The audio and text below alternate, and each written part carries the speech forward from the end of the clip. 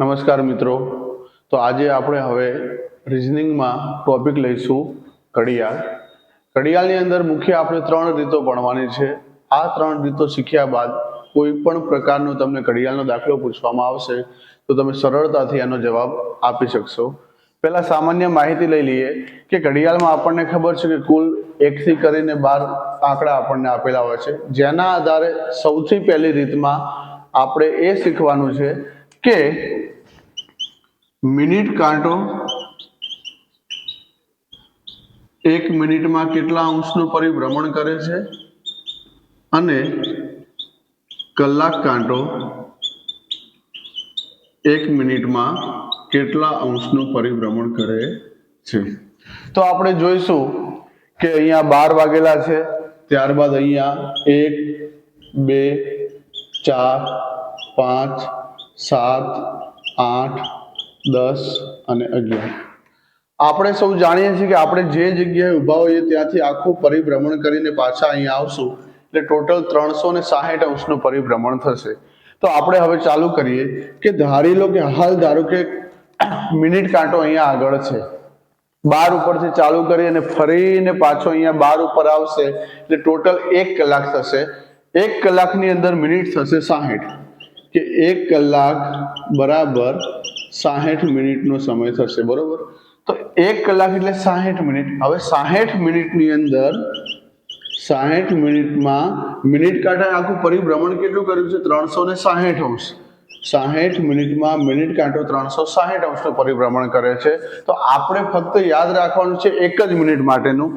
તો વિચારો કે 1 મિનિટમાં મિનિટ કાંટો કેટલું પરિભ્રમણ કરશે? તો આપણે જોઈએ કે 1 ગુણ્યા 360 ભાગ્યા 60 મિનિટ, 0.36 ભાગ્યા 6 એટલે 6 અંશ. અહીંયા આપણો જવાબ આવે છે 6 અંશ. તો સૌથી પહેલી લાઈન જે આપણે યાદ રાખવાની છે કે મિનિટ કાંટો 1 મિનિટમાં 6 અંશનું પરિભ્રમણ કરે છે. ફક્ત આ એક જ લાઈનના આધારે દાખલા આવડશે આપણને કે મિનિટ કાંટો 1 મિનિટમાં 6 અંશનું પરિભ્રમણ કરે છે. ત્યારબાદ હવે જોઈએ કલાક કાંટો. કલાક કાંટા માટે સમજીએ કે હાલ કલાક કાંટો અને મિનિટ કાંટો અહીંયા 12 ઉપર છે, 12 વાગેલા છે. હવે આપણે જ્યારે ફરીને 1 કલાક પૂરો થશે એટલે કલાક કાંટો 12 થી આવશે 1 ઉપર આવશે. હવે આપણે જોશું કે અહીંયા ચલો આ 90 નો ખૂણો બને છે, એના ટોટલ 3 ભાગ થયા છે. તો ચલો એના ભાગ કરીએ 30 અંશ, 30 અંશ, 30 અંશ.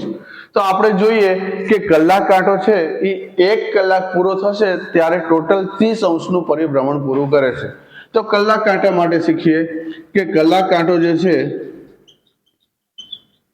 એ 1 કલાકની અંદર 30 અંશનું પરિભ્રમણ કરે છે. આપણે યાદ રાખવું છે કે 1 મિનિટમાં કેટલું પરિભ્રમણ કરે છે. ચલો તો અહીંયા આગળ 1 કલાકની અંદર એટલે કે 60 મિનિટ થશે. તો 60 મિનિટમાં 30 અંશ, તો 1 મિનિટમાં કેટલા? 30 ગુણ્યા 1 ભાગ્યા 60. ચલો 1/2 અંશ એટલે કે અડધો અંશ, 0.5 અંશ લખી શકો છો અથવા તો અડધો અંશ લખી શકો છો. તો કે કલાક કાંટો 1 મિનિટમાં 0.5 અંશ અથવા તો 1/2 અંશનું પરિભ્રમણ કરે છે. તો આપણે અહીંયા ફક્ત બે જ લાઈન યાદ રાખશું કે મિનિટ કાંટો 1 મિનિટમાં કેટલું પરિભ્રમણ કરે? 6 અંશ. કલાક કાંટો 1 મિનિટમાં કેટલું પરિભ્રમણ કરે? તો કે 0.5 અંશ અથવા તો 1/2 અંશ. એટલે કે જેટલી મિનિટો હોય એના કરતા અડધો જવાબ આપણો આવશે. આના આધારે હવે આપણે દાખલા જોઈએ કે આ બંનેનો ઉપયોગ કઈ રીતે થશે.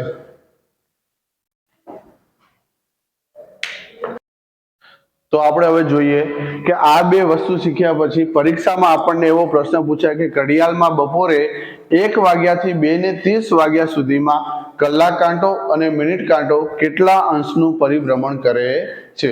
તો આપણે કોઈ આખો દાખલો ગણવાની જરૂર નથી. કોઈ વધારે સમય બગાડતા વગર આપણે જોઈશું કે કલાક કાંટો 1 મિનિટમાં અડધા અંશનું પરિભ્રમણ કરતો હતો. તો અહીંયા જેટલી મિનિટ હોય એના કરતા એને અડધી કિંમત લઈ લઈશું. ચલો 1 થી કરીને 2:30 સુધી, 1 થી 2:30 ની અંદર ટોટલ મિનિટ કેટલી થશે? તો કે 60 અને 30 વધારાની ટોટલ મિનિટ કેટલી આવે છે આપણી પાસે? તો કે 90 મિનિટ આવે છે. તો હવે આપણે આનો જવાબ સીધે સીધો આપી દઈશું કે ભાઈ 1 મિનિટમાં અડધો અંશ પરિભ્રમણ કરે છે કલાક કાંટો, તો 90 મિનિટની અંદર કેટલું થશે? 90 ના અડધા 45. તો ચલો કલાક કાંટાનો જવાબ આવશે કે 45 અંશનું પરિભ્રમણ કરશે.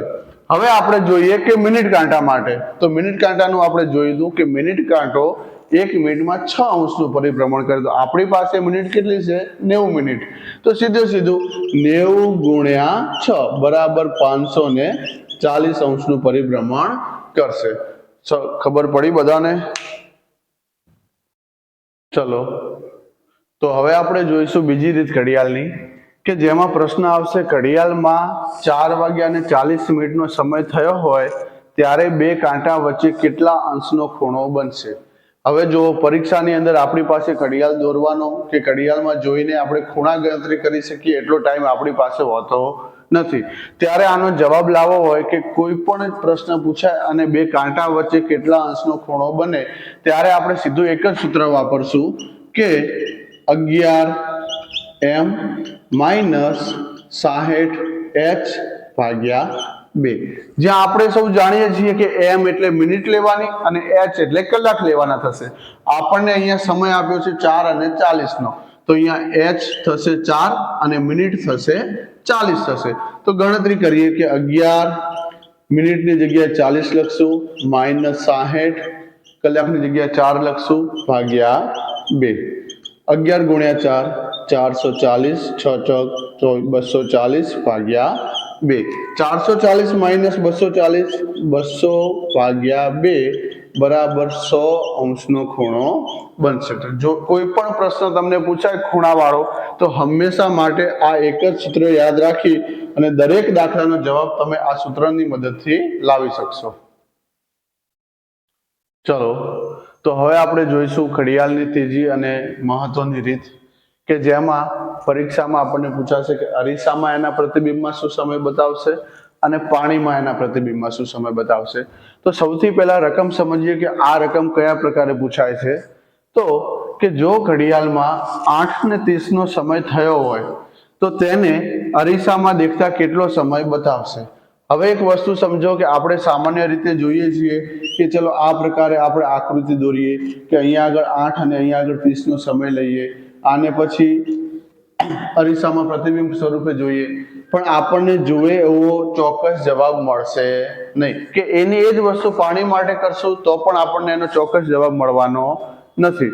તો જ્યારે આવો પ્રશ્ન પૂછાય તો સિમ્પલ વસ્તુ આપણે ખાલી એટલું જ યાદ રાખશું કે અહીંયા સમય આપ્યો છે તમને 8:30 નો, પ્રશ્ન પૂછ્યો છે અરીસા માટે. તો જ્યારે પણ અરીસા માટેનો કોઈ પ્રશ્ન હોય તો આપણે ટોટલ સમય લઈશું 11:60.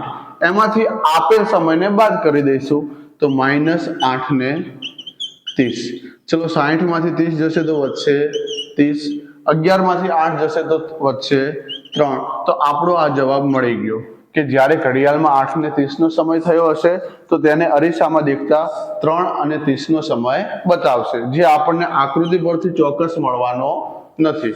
એ જ વસ્તુ જ્યારે હવે પાણી માટે આવે તો પાણી માટે આપણને એ જ રકમ આપી છે, અહીંયા સમય આપ્યો છે 10:15 નો, કે જો અરીસામાં 10:15 નો સમય થયો હશે તો પાણીમાં તેનું પ્રતિબિંબ કેટલો સમય બતાવશે.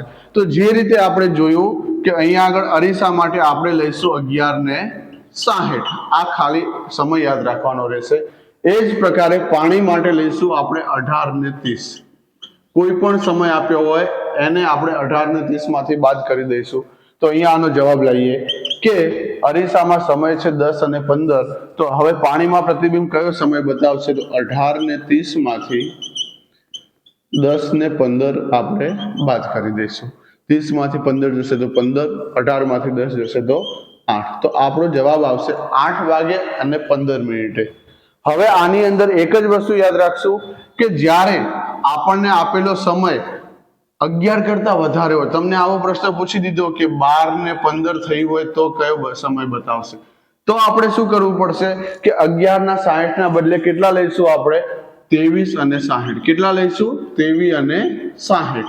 એ જ વસ્તુ પાણી માટે કે જ્યારે સમય જે રહ્યો એમાં મિનિટ જે છે એ 30 કરતા વધારે બતાવ્યું હોય તો શું કરવું.